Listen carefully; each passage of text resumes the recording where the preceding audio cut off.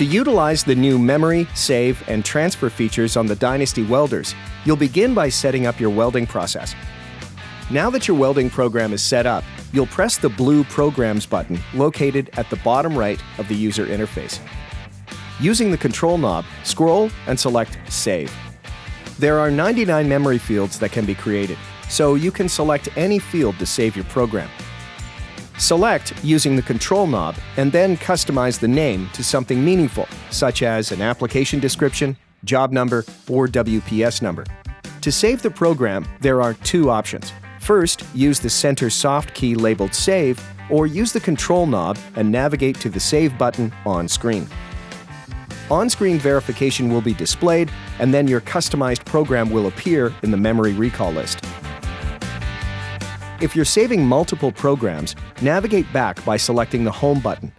Simply repeat the previous steps for every additional program.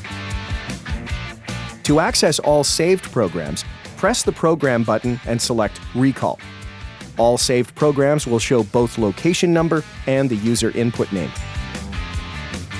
To verify which saved program is being used, the customized name will be displayed on the top of the user interface in the blue bar.